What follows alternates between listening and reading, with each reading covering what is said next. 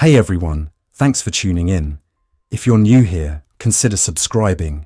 It really helps keep these stories coming. And while you're here, let me know in the comments where you're listening from.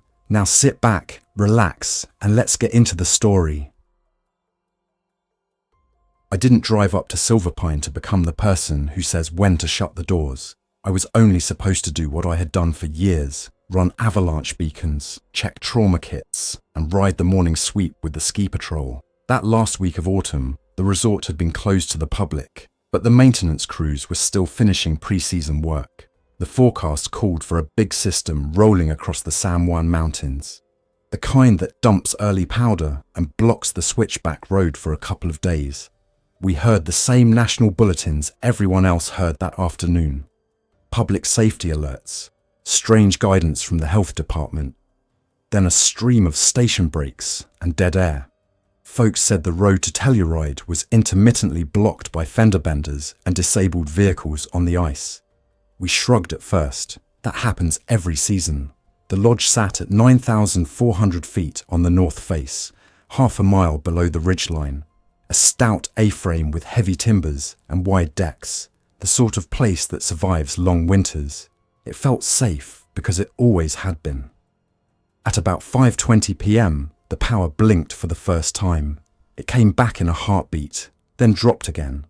A longer sag that made the ceiling lights flash and the kitchen walk-in fridge give a tired cough. The building management system spat out a cascade of alarms: grid instability, low voltage at the main panel. The resort ran a 60-kilowatt diesel standby generator in an outbuilding behind the lodge, set up for automatic transfer. But its weekly warm-up test had been deferred while the engineer, Hope, ran diagnostics on a persistent alarm. I knew Hope only by her last name on the work order, Reyes, because she'd checked in at the front desk as a contractor to service the generator and the hot water loop. I found her in the boiler room with the access panels open and a multimeter clipped across the inverter charger rails, a pencil in her hair and a shop rag in her pocket. "This isn't an electrical fault," she said when I told her the lights were dipping. "It's the grid. I can put the generator in manual if we lose power, but we'll be burning a gallon or two of diesel every hour, even at light load." I shrugged. "I'll scrounge fuel from the snowmobiles if it comes to that," I said. In the old days, I said it like a joke. By 6:40 p.m, our phones had rotated through emergency alerts and rumor. Denver stations talked about an unknown infection. Durango's local radio cut back and forth between traffic and a public safety notice telling people to stay in place and wait for instructions.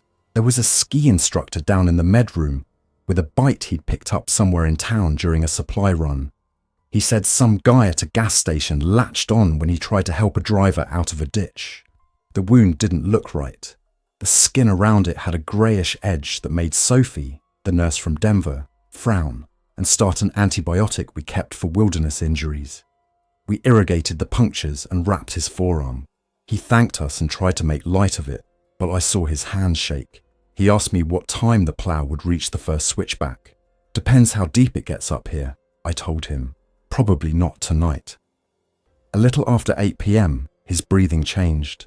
I noticed because I was sitting with him while Sophie restocked the med cart and Hope checked a valve on the glycol loop. You learn to listen for bad rhythms on ski patrol, the choppy flutter of shallow breaths that don't move air, the slow slide of someone falling asleep when they shouldn't. He wasn't unconscious. His eyes were open, but he wasn't focusing. His mouth worked like he was trying to swallow something that wasn't there. His skin cooled, and then a minute later, he stopped. I've done compressions in snowstorms with the wind trying to push me off the slope. I've held masks on faces and counted aloud to keep a team in sync. That night, we did what we always do. We checked for a pulse and found none. We marked the time. We stood there, a nurse and a patrol medic, in a quiet room, where the first heavy flakes brushed the window. We covered him and stepped to the hall, where the air smelled like pine cleaner and diesel from the maintenance shed. The light dipped again, then steadied. Sophie rubbed her forehead. "Something's wrong," she said. "Not just with the grid." I started to answer when the radio on the desk crackled and flattened into a hiss. A moment later, 3 screams rose from the parking lot. Short, ragged, and then cut off. I sprinted for the lobby doors and saw a taillight spinning slowly at the far end of the lot, painting the snow red. The rev limiter on an engine blipped, then died. Wind drove the flakes across the deck at an angle, already collecting along the rail. We barred the main doors and moved people away from the windows. The handful of guests still on the property, kitchen staff, a couple of maintenance techs, and a family that had come early for the season, clustered in the lounge. I told them the road was blocked. We'd have to sit tight and keep warm. I didn't say what I was thinking, which was that the screaming had been too close and too sudden to be an accident on ice. I grabbed one of the 2 radios we kept programmed for the county frequency and tried to raise anyone. The repeater barked and blew static in my ear. The only thing that came through was one clear word from a thin voice: stay. In the med room, Sophie pulled back the blanket to do the final check. I stepped through the door right as the instructor sat up. His pupils were wide, opaque in a way I'd never seen. His arms jerked with a stiffness that made the metal bed frame scrape. I moved without thinking, because that's what years of training do. I pinned one shoulder with my forearm and told him to lie back. It didn't work. His strength was wrong, rigid, uncoordinated, and focused only on getting his face close. He snapped his teeth together with a sound that made the hair rise on my neck. Sophie tried to get the restraints looped, and he yanked one arm free. That's when I accepted what the bulletins had been saying in careful language. We didn't hurt him. We didn't need to. We got the door closed, wedged it with a crash cart and stayed there, listening to the metal rattle. 30 seconds later, it went quiet. When we eased the door open, the bed was empty. The window latch was bent. Snow blew in through the gap, dusting the floor. There were footprints across the sill and into the drift outside. Bare feet, already turning indistinct under the falling snow. We pulled pool tables across the lobby windows and pushed high-back chairs against the door frames. Hope ran a cable from the generator shed to the main panel and put the transfer switch in manual while the grid stabilized and failed again. The diesel rumbled into a steady hum. I watched the hour meter tick up and did the math in my head. At a 20 kilowatt load, a generator that size burns roughly 1.5 to 2 gallons of diesel per hour. At a light load in cold weather, still about a gallon. We had a 1,000-gallon tank, but it was not full. The sight gauge showed less than half. With the boiler running, the kitchen warmers on and room heaters fighting the drafts, we would burn too fast. Hope shut off half the circuits, killed the decorative lighting, and left only the essential heat pumps and pump controllers on the glycol loop. She looked at me and said, "We need to switch to hydronic only. No electric space heaters, no radiant floor on the east wing, and we lower the set point." I nodded and told people to find extra blankets. At 11:05 p.m, the last of the outside noise dropped away with the wind's shift. We kept a watch on the deck with headlamps off. A pair of shapes crossed the parking lot. Not fast, not slow, just moving with a deliberate step that ignored the snowdrifts. We stayed silent. The shapes walked into the rail and pressed against it as if they were listening. One of them lifted a hand and dragged the fingertips across the wood. The sound, faint, patient, stuck with me. They didn't pound. They didn't call out. They scraped and listened. When they moved together without talking. Morning broke grey and quiet. I took the snowmobile down the first 2 turns of the service road with Tom, the ex-ranger, riding behind me. Tom had the kind of calm that makes people trust him, a careful way of speaking that lets you know he's measured the risk. He carried a bolt-action rifle and a soft case of maps marked with game trails and logging spurs. We cut the engine at the first curve and listened to the valley. No engines, no chainsaws, no ploughs. The snow had drifted deep against the uphill bank. Half a mile down, 2 cars had slewed across the road and locked their bumpers. Beyond them, I could make out the crumpled guardrail where something had gone through. We didn't go down to check. It wasn't fear that stopped us. It was the feeling that the mountains were listening back.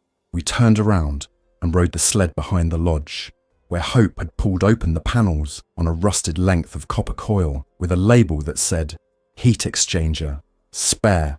I can cut the diesel use by a third if I get this plumbed into the return loop," she said, tapping the corroded fittings. "We'll run the boiler at a lower set point and use this coil as a preheater, pulling waste heat from the generator's coolant. It's not a perfect match, but we just need delta T." I helped her carry the coil inside. She scavenged copper tubing from the maintenance stock, sweated joints with a propane torch, and tied the exchanger into the glycol return with hose clamps and a prayer. We rerouted the generator's coolant through the coil, bled the air with a radiator key, and watched the return line temp bump up by 6 degrees Fahrenheit. Hope grinned for the first time in 24 hours. "That's diesel we don't have to burn," she said. By the second week, we weren't alone. A charter bus tried to make the last switchback with chains and slid sideways until the rear bumper tapped the snowbank. The driver kept the passengers inside overnight, but the cabin temperature plummeted and the wind rocked the frame. In the morning light, we trotted down the road with rope and rigging. We anchored the winch on a maintenance snowcat and pulled the bus straight enough to use the service door. 30 people stepped down in a slow, stiff line, their faces chapped and eyes squinting from the brightness. Half of them were injured, sprained ankles, bruised ribs, frostnip. One man had his hand wrapped in a scarf that hid a bite he insisted was just a cut from a broken window. We didn't argue in front of his wife. We separated him gently for a proper look and asked him to rest in the far room while we checked everyone else. Sophie handled triage like she'd done it on worse days.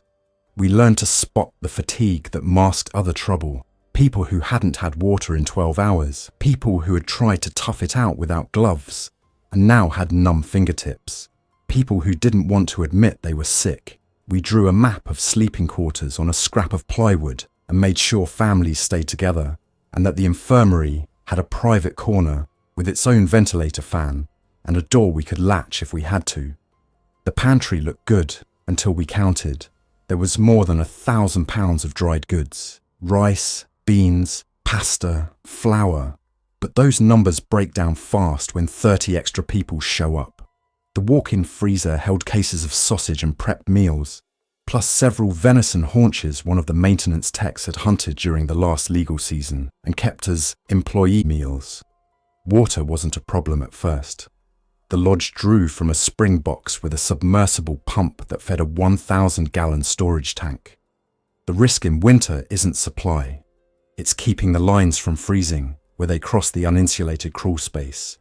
We wrapped the vulnerable runs with insulation and heat tape and rationed hot water. Every gallon heated is diesel burned. On the 4th night after the bus, the infected found us. I don't know how they picked their way up the switchbacks. The human body doesn't like cold, but we learned something none of us wanted to know. Cold slowed them, but it didn't stop them. Their gait was stiff and their joints resisted, and still they came. Maybe it was the generator's hum or the hint of light behind blacked-out windows. Maybe it was the scent of 30 living people breathing into the same air. The first one we saw stepped onto the deck like a guest, one hand on the rail as if to pull off a glove. He pressed his face toward the glass and left a smear that froze in a pale arc. Another one came, then 3 more, spacing themselves as if they didn't know the others were there. None knocked, they stood and listened. In training, you learn to keep your heart rate down so your hands are steady. We didn't fire shots that night. We waited. Hours later, when the temperature dropped and the wind shook the eaves, they stiffened further and tipped like statues, slow enough that we had time to slide a long pry bar between the slats and push them gently over the rail into the drift below, where they lay half buried and unmoving. We learned a schedule. Dawn was the quietest time to go outside. Rules keep people alive when judgment gets fogged by hunger and worry. We wrote hours in big block letters with a felt pen and stuck them to the lobby wall with painter's tape. Stay with a buddy. Announce when a door opens. No open flames except in the brick hearth under supervision. latrine buckets for the night shift only, because flushing toilets means running pumps. Masks in the infirmary. No one goes outside alone. Daily fuel log on the clipboard by the shed door. Start, stop. Hours, estimated gallons. If the generator's exhaust sounds off, call Hope. If the boiler pressure drops, call Hope. If the radio picks anything up, call me. Hope shone when things were fixable with skill and parts. She cut a section of damaged copper and made a new heat exchanger coil that wrapped around the generator exhaust stack, trading off a small rise in back pressure for a useful bump in return water temperature.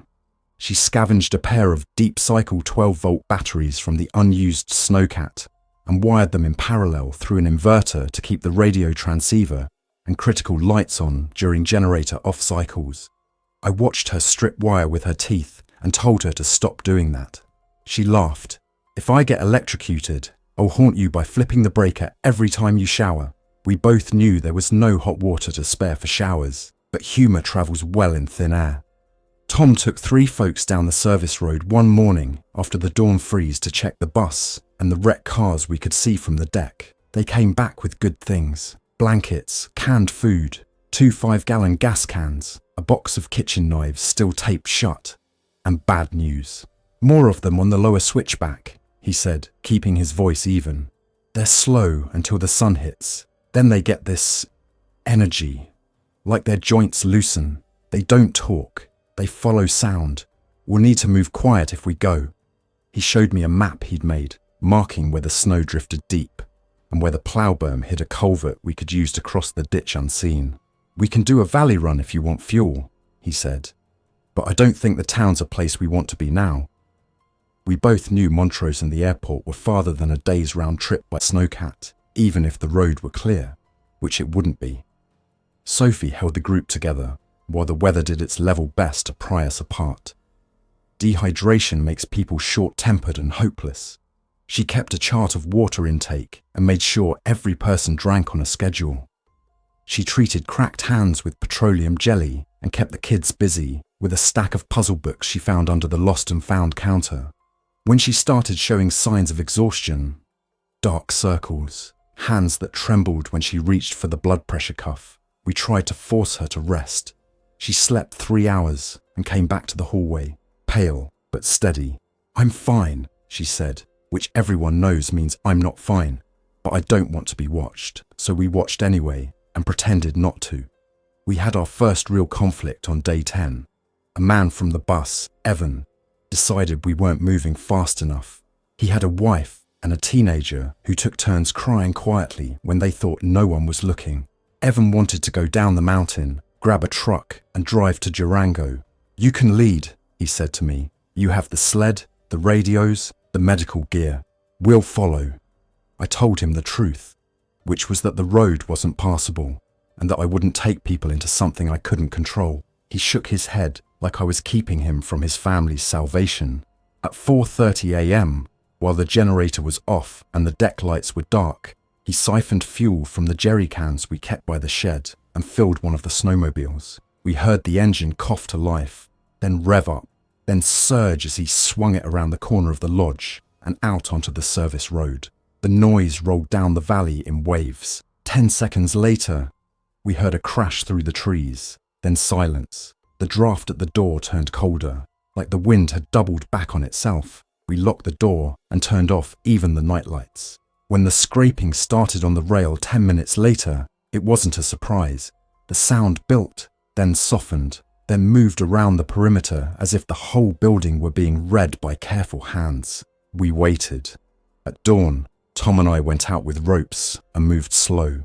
We found the snowmobile on its side at the tree line, 5 feet from a 6-foot drop into a drift. No one spoke. We turned the sled upright and rolled it into the maintenance bay with the engine off. The storm that followed erased the road, the bus tracks, and the memory of the last 2 weeks with methodical patience. The pressure dropped and the horizon disappeared.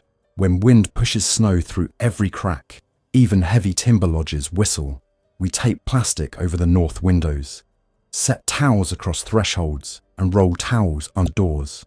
Hope looked at the generator's sight glass and clicked her tongue. "We have maybe 180 gallons left," she said. "At our reduced load, that's a week if we're careful. We need to start planning for a dark cycle." She outlined a plan that sounded like something a mountain would accept grudgingly. We'd shut the generator for 12 hours a day, run the hydronic loop on stored thermal mass, and keep only one wing heated to a survivable temperature while the rest went cold. People would sleep in close quarters. We'd rotate kitchen duty to keep one stove running just long enough to heat big pots of water, and we'd use them as radiators. Simple physics, water holds heat. She also had a wilder idea. The ski lift towers get hammered by winter winds. If we take the top section from an old anemometer and the alternator from the snowcat we're not using, we can build a small wind turbine. It won't run the boiler, but it will keep the radio, a few LED lights, and the battery bank alive. That means the generator cycles can be shorter. I nodded. "Tell me what you need, and we'll get it," I said. We waited for the blizzard to ease, then went out at dawn with climbing harnesses, ice axes, and a coil of static line. Hope and I worked the lift tower closest to the lodge, a 40-foot steel column that screamed when wind hit it just right. We unbolted a weather vane and a failed sensor and lowered them hand over hand with the rope. Back in the shop, Hope cracked open the alternator, checked the bearings, and fabricated a crude tail vane. We built a 3-blade rotor from laminated plywood and aluminum cut from a broken rental sled. We mounted the assembly on a standoff bracket, bolted to a structural beam on the leeward side of the outbuilding.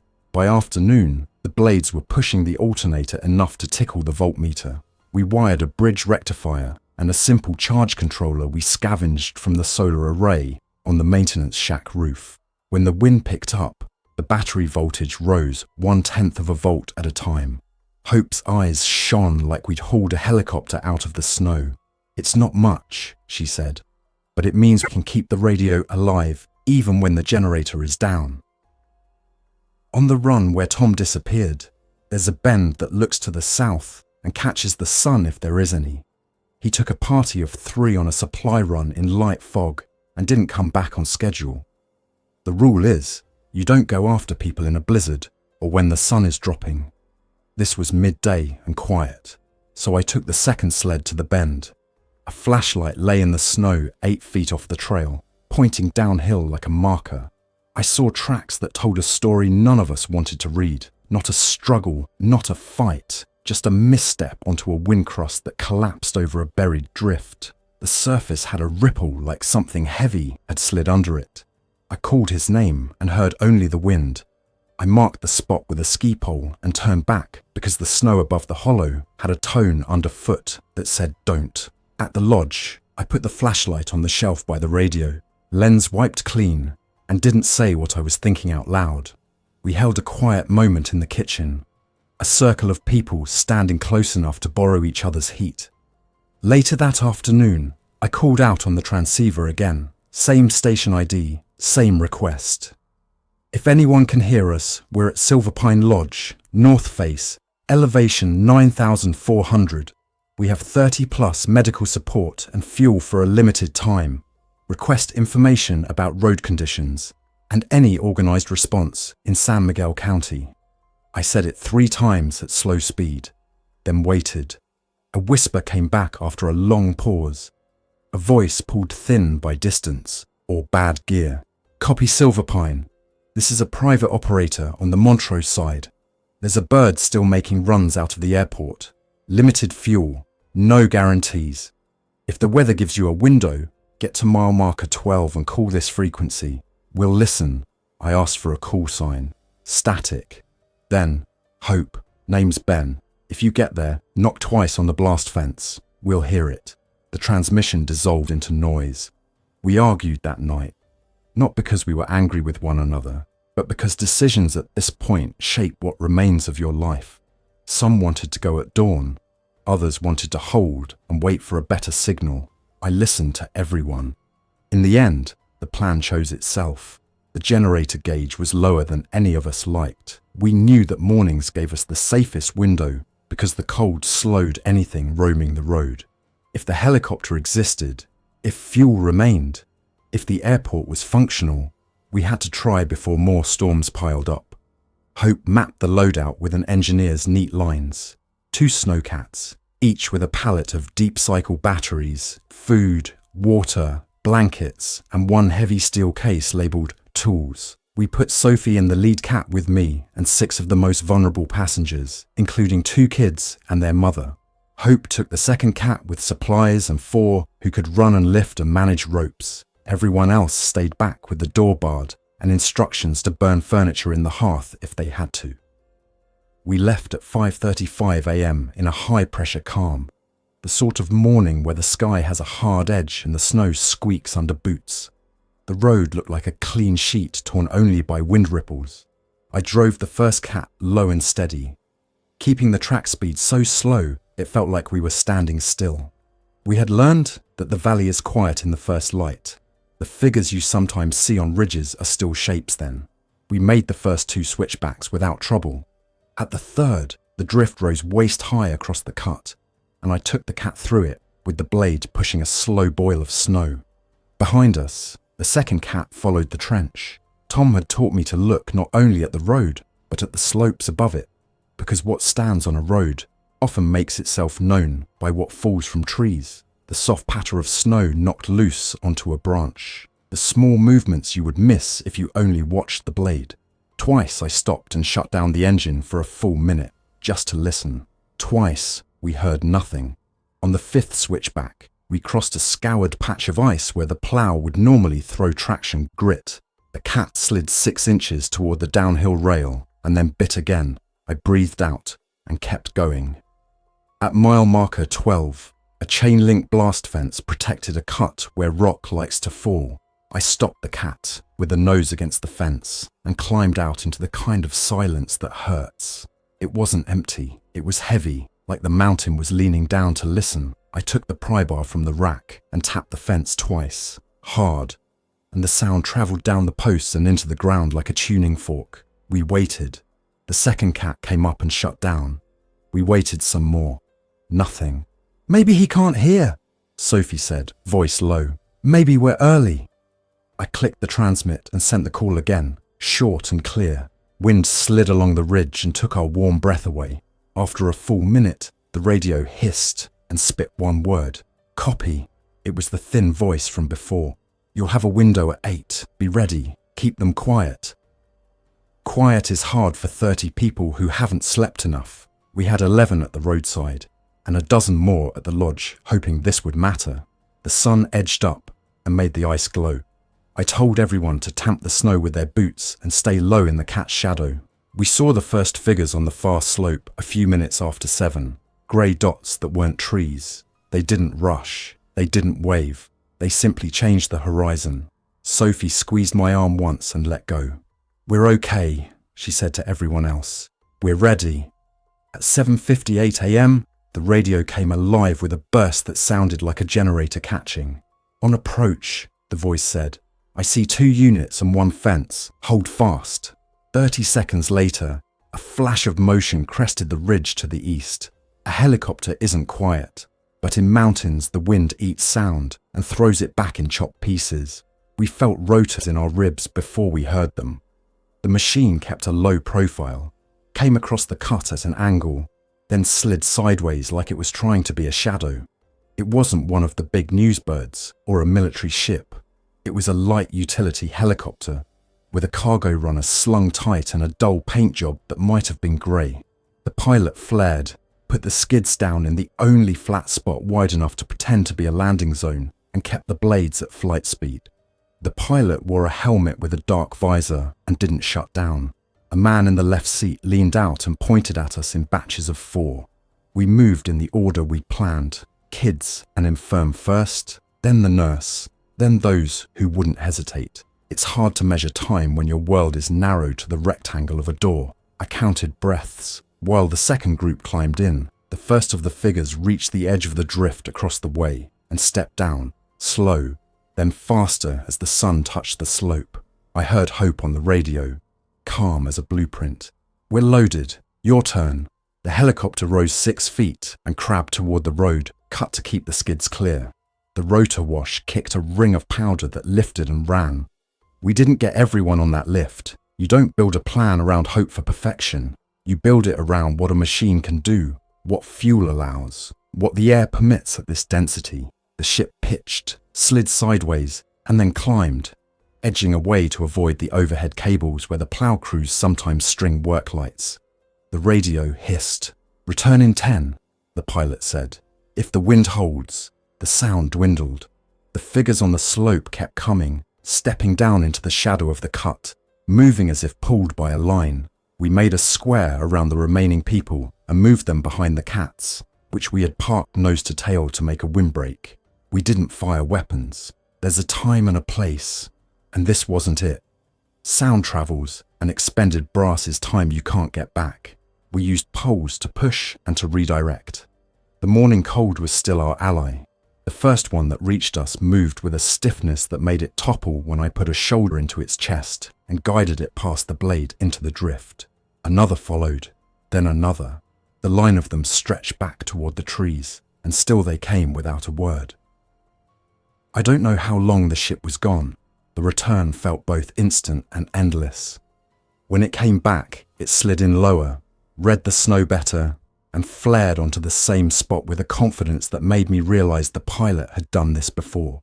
We loaded the remaining people in a rush that still felt organized. Hope stayed with me at the edge of the group until the last person climbed in. She put her hand on the cat's door and yelled over the blades, "If this is it, you take the second run." I shook my head. "We're both going," I shouted back. We didn't get to argue. The pilot held up 2 fingers, meaning 2 more could ride.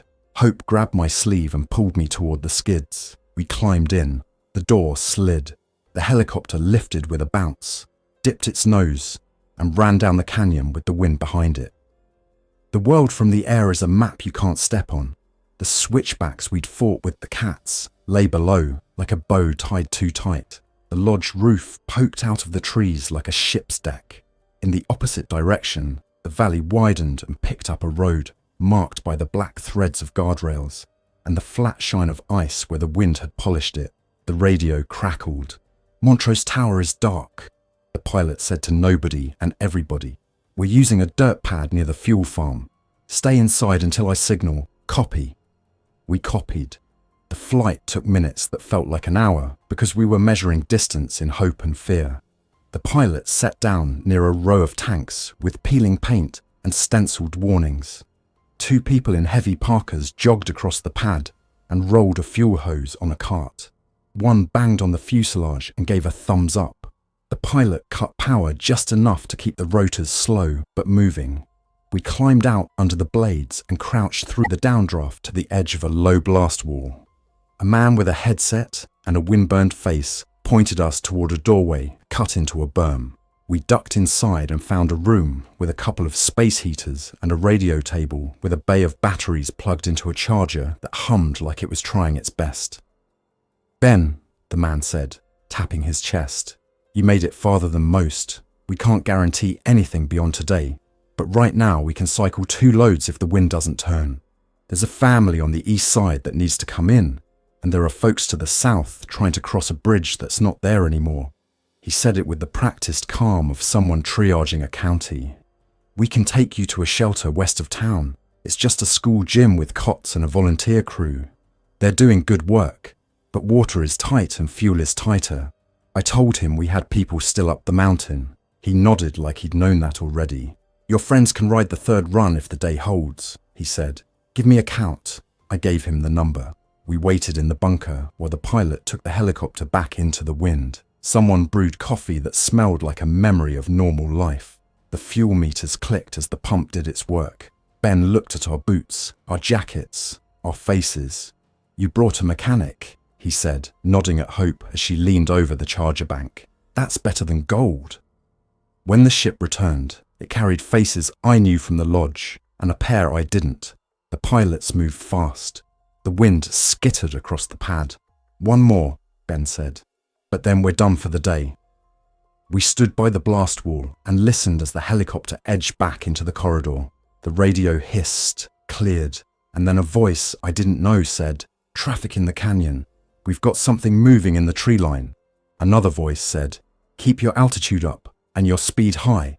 The first voice replied, "Copy." Then we heard nothing but the wind and the slight rise of the heaters. I've learned that endings rarely announce themselves with a clear line, a clean cut, a fade to black. They arrive in pieces you put together later. The radio spit out the sound of blades beating air that didn't want to carry them. Then we heard the pilot, steady and clipped. "Taking the long route. Sit tight." Someone in the bunker exhaled like they'd been holding their breath for an hour. Hope looked down at her hands and then at the battery charger. "I can rewire this for better efficiency," she said. "Your voltage drop is higher than it needs to be." Ben smiled like that sentence meant everything. "You can have the corner bench," he said. "Tools are behind you. Soldering station's temperamental.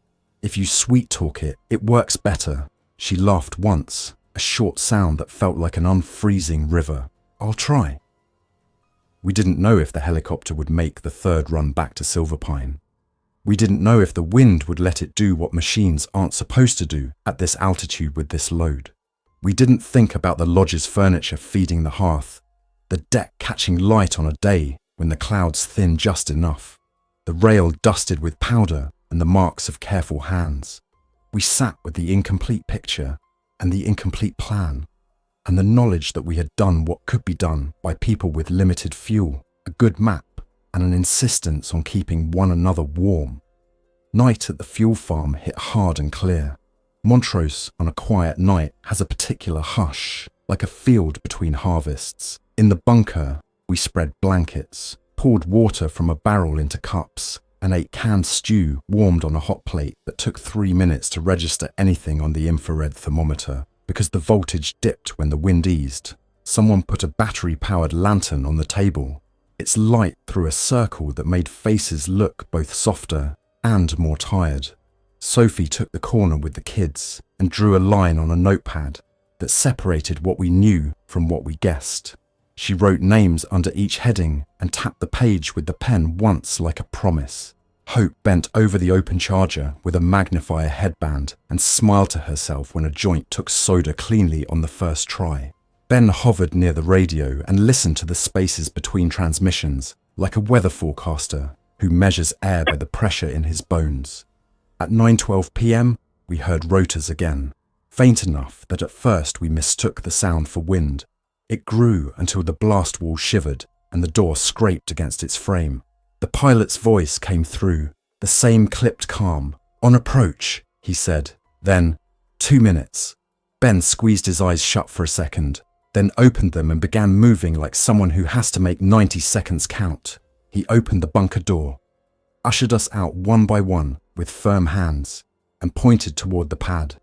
The helicopter slid onto the ground, lighter than before, and the door opened. The first faces I saw come down were from the lodge, a line of tired people moving like they had learned how to step carefully in snow and didn't want to ever unlearn it. We counted, then we counted again. Not everyone was there. That's the reality of any list written in winter. We closed ranks around the ones who were, brought them inside the blast wall and pressed mugs into their hands. Someone cried softly and stopped quickly, the way you do when you don't want to make the air any heavier. Sophie wiped a kid's face with a warm towel. Hope set the iron down and stood up straight for the first time in an hour. Ben patted the radio like a dog. I took the notepad from the table and moved 2 names from the uncertain column to the present one. The pilot made a motion at his wrist that wasn't a watch check, just a shorthand for, "We are out of time and fuel." He lifted again and vanished into the night. You ask yourself what it means to be safe, when safety is a thing that used to be a thermostat setting and a 4-digit code on a door. Up here, safety is the sum of small decisions repeated. It's the way you shut a door gently so the latch doesn't echo down a hallway. It's the way you save diesel by turning off a switch that doesn't need to be on. It's the way you listen at dawn for the stillness that means you can take one step outside, then another. The mountains teach you that. You don't conquer weather, you bargain with it. The winter went on. In the bunker, we learned to sleep with one ear on the radio. We traded stories in the quiet hours, so we knew who we were when the wind rose. We shared skills like currency. I taught the crew how to splint a wrist with a ski pole and a roll of gauze, and how to wrap fingers so the tape doesn't cut off circulation when the hand swells. Hope drew diagrams for people who hadn't known the difference between voltage and current, and explained why you don't put a load on a weak battery and expect it to thank you. Sophie wrote a schedule for water, sleep, and watch, because fatigue makes people forget to do the things that keep them alive. Ben coordinated flights when the weather allowed, and wrapped antenna wire around a pole in a shape that made the signal reach farther when the ionosphere cooperated. Some mornings, the radio brought the voice of someone on a ridgeline, a crackly report that they had made it to a cabin or found a road not blocked by a downed tree. Other days, the radio carried only the steady silence of a world that did not immediately need our voice. We logged both results in ink the same shade. On a clear day in midwinter, a convoy of 3 trucks rolled onto the field, slow and careful, with chains on all 8 drive wheels and canvas tarps tied down with rope. The drivers climbed out wearing parkas that didn't match, the mark of people who had built their image out of whatever worked rather than uniforms. They had water bladders in the truck beds and boxes of food labelled with a school district's name. A woman with frost-white hair and a knit hat that had seen better winters stepped into the bunker and set down a clipboard. She was from the gym west of town. Her name was Marianne. She said, "We are making this up as we go, but we are making it up together." We never learned the name of the ski instructor who died on that first night, not for certain. We never saw Tom again, though a part of me will always look down into any hollow in the snow, like it might return what it took. We never found the limit of Hope's capacity to turn scrap into function. The wind turbine she hung on the bracket ran through the winter and into the spring, whining on some gusts, roaring on others, putting a trickle into the batteries that meant the radio's light stayed on. Look, I'm a practical man. You can measure my life with checklists and maintenance logs. Before all this, my hardest calls involved whether to run a toboggan down a black diamond in crust or take the fire road around. This winter rewrote my understanding of what it means to be responsible for other people. It made me listen harder and talk less. It taught me to separate noise from signal, both in the radio and in my head. There are nights I still hear the careful scraping of hands on the deck rail in my sleep. It's not a scary sound anymore. It's a reminder that the cold saved us as much as it trapped us. The mountain took our fuel and gave us time in exchange. We spent that time building systems and habits that would last beyond any one storm. If you're listening to this and you're in a place like ours, here's what matters. Protect your heat loop. Every degree saved is fuel saved. Move air where you need it, not where you want it. Build redundancy in small things. 2 flashlights, 2 ways to boil water, 2 people on every door. Write lists when your brain is noisy. And when a voice comes over the radio and says they can get you out in 10 minutes if you meet them where the wind allows, pack only what keeps people warm and what keeps information flowing. Everything else can wait for a calmer season. We never got a clean ending at Silverpine. We got a series of decisions that resulted in a workable present. The last transmission I'll include in this record is simple, and I can still quote it because I wrote it down in pen that bled on damp paper. It was from a pilot with a voice I only heard 3 times. He said, "You made good choices with bad options. That's all anyone can ask up here." Then he signed off with a call sign I couldn't find in any list, and the radio went quiet for a long time. The wind turned in the night and brought a new front with it, and we stacked blankets by the door and taped the plastic on the windows twice. In the morning, we stepped out one at a time and listened the way you do when a mountain is deciding between storm and clear. It chose both in its own sequence, like it always does. We were alive to hear it. Thanks for listening. If you enjoyed this story, don't forget to like and subscribe. Your support keeps these creepypastas coming. Until next time, stay alert, stay safe, and never ignore the feeling that something is watching.